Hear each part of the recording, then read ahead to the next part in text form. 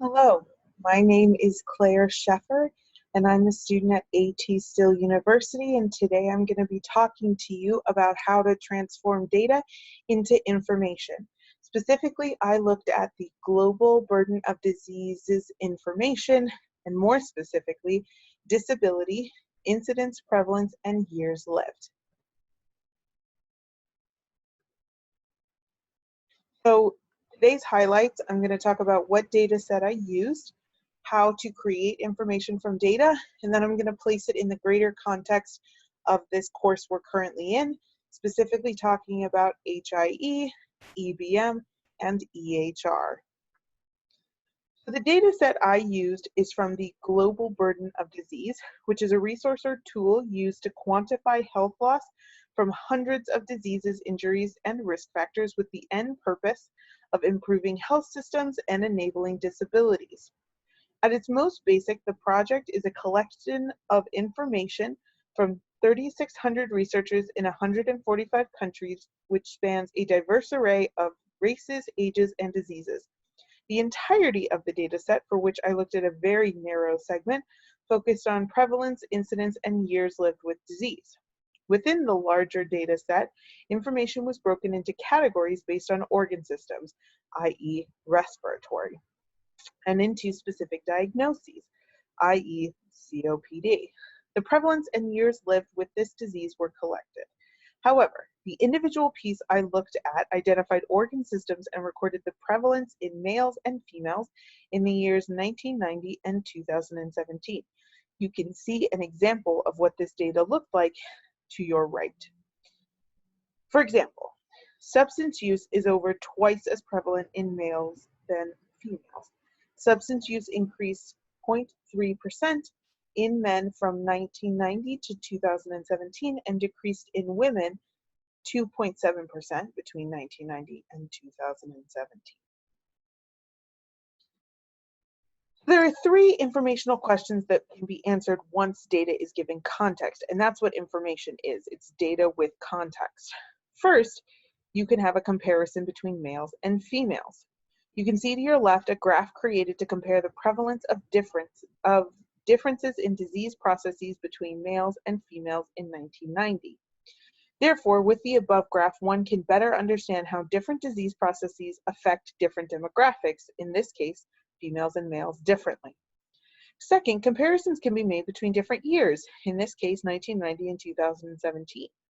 Third, comparisons can be made between different individual disease processes. This analyzed data or information can then be used to answer informational questions.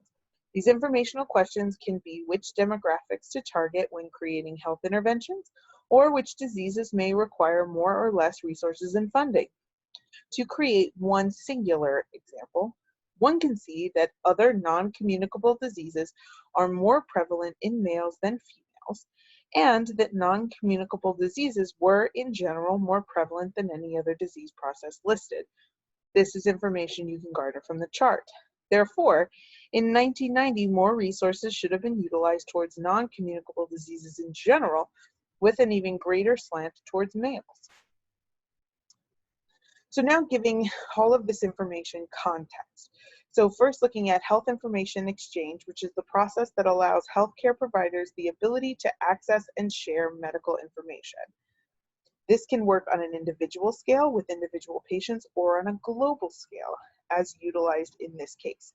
Individually, this allows for better care of an individual patient as all providers have the most accurate and complete assessment of a patient's medical history and health. On a global scale, the exchange of information allows for the collection of anonymous data. This allows for the creation of tools similar to the Global Burden of Disease study, and further allows organizations to make informed decisions on where to use resources. Electronic health records are a digital form of a traditional paper chart. These digital versions hold patient medical history, previous diagnoses, medications, treatment plans, immunizations, allergies, previous imaging, laboratory results, and testing. This information would be instantaneously available to providers and patients.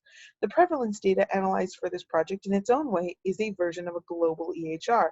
Medical history on a global scale is cataloged and accessible to providers. This allows for more effective and efficient medical care.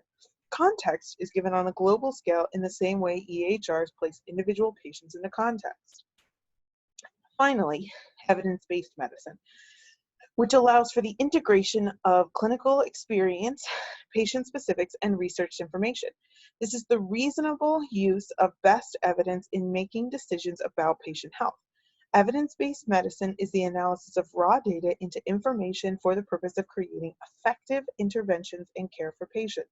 The use of tools similar to the global burden of disease allows for more generalized global decision-making. As previously stated, the use of prevalence data allows for more targeted interventions.